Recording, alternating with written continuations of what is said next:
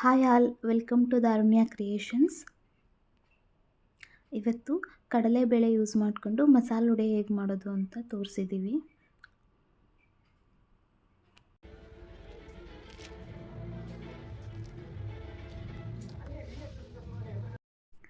ಇಲ್ಲಿ ನಾನು ಒಂದು 5ರಿಂದ 6 ಈರುಳ್ಳಿ ಕಟ್ ಮಾಡ್ಕೊಂಡಿದ್ದೀನಿ. ನೀವು ಸಣ್ಣದಾಗಾದರೂ ಕಟ್ ಮಾಡ್ಬೋದು ಅಥವಾ ಉದ್ದುದ್ದಾಗೂ ಕಟ್ ಮಾಡ್ಬೋದು.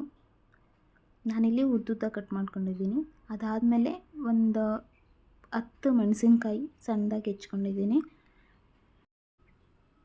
ಮೆಣಸಿನ್ಕಾಯಿ ಬದಲು ಖಾರ ಪುಡಿ ಆದರೂ ಯೂಸ್ ಮಾಡ್ಬೋದು.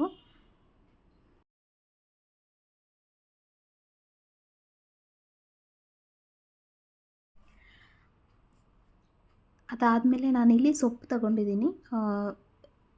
ಸಾಂಬಾರು ಸೊಪ್ಪು ಮತ್ತು ಸಬ್ಬಸಿಗೆ ಸೊಪ್ಪು, ಸಬ್ಬಕ್ಕಿ ಸೊಪ್ಪು ಮತ್ತು ಕೊತ್ತಂಬರಿ ಸೊಪ್ಪು ಅಂತಲೂ ಕರೀತಾರೆ.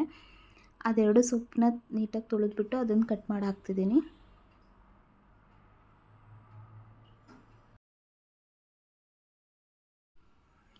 ಅದಾದಮೇಲೆ ನಾನಿಲ್ಲಿ ಸ್ವಲ್ಪ ಶುಂಠಿ ಮತ್ತು ಬೆಳ್ಳುಳ್ಳಿ ತೊಗೊಂಡಿದ್ದೀನಿ. ಇದೆರಡನ್ನೂ ರುಬ್ಬಿ ಹಾಕಬೇಕು.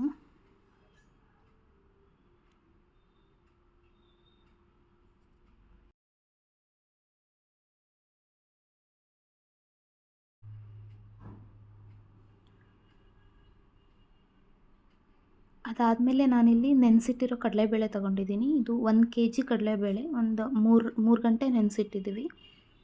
ಅದನ್ನು ತರಿಯಾಗಿ ರುಬ್ಬಬೇಕು. ತುಂಬ ಮಿಕ್ಸಿಲಿ ಒಂದು 2 ರೌಂಡ್ ಆಡಿಸಿದ್ರೂ ಸಾಕು. ತುಂಬ ಸಣ್ಣದಾಗಿ ರುಬ್ಕೊಳ್ಳೋದೇನು ಬೇಡ. ಕಡಲೆಬೇಳೆ ಒಂದೊಂದು ಹಾಗೆ ಇದ್ರೂ ನಡೆಯುತ್ತೆ.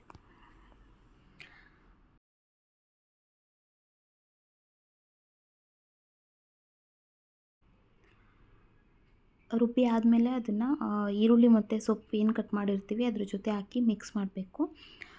ಹಾಗೆ ಬೆಳ್ಳುಳ್ಳಿ ಮತ್ತು ಶುಂಠಿ ಏನು ನಾವು ತೆಗೆದಿಟ್ಕೊಂಡಿದ್ವಿ ಅದನ್ನು ಪೇಸ್ಟ್ ಮಾಡಿ ಇದಕ್ಕೆ ಮಿಕ್ಸ್ ಮಾಡ್ತಿದ್ದೀನಿ. ಮತ್ತು ಇದಕ್ಕೆ ರುಚಿಗೆ ಎಷ್ಟು ಬೇಕೋ ಅಷ್ಟು ಉಪ್ಪನ್ನು ಸೇರಿಸ್ಬೇಕು.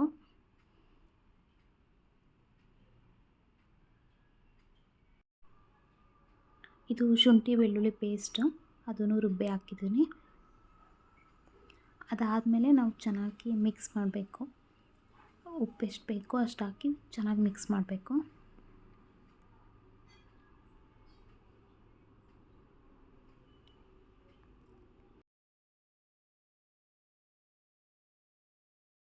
ಅದಾದಮೇಲೆ ಇಲ್ಲಿ ನಾನು ಮಿಕ್ಸ್ ಮಾಡಿಟ್ಟಿರೋ ಹಿಟ್ಟನ್ನು ಕೈಯಲ್ಲಿ ತಟ್ಟಿ ಒಂದೊಂದೇ ಹಾಕ್ತಿದ್ದೀನಿ. ನಿಮ್ಗೆ ಯಾವ ಸೈಜಿಗೆ ಬೇಕೋ ಆ ಸೈಜಿಗೆ ತಟ್ಬಿಟ್ಟು ಹಾಕ್ಬೋದು.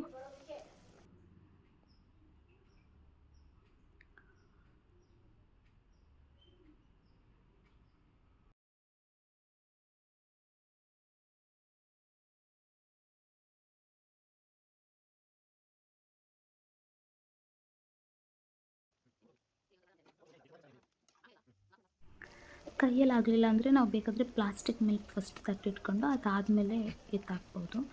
ಅದೂ ಈಸಿನೇ ಆಗುತ್ತೆ.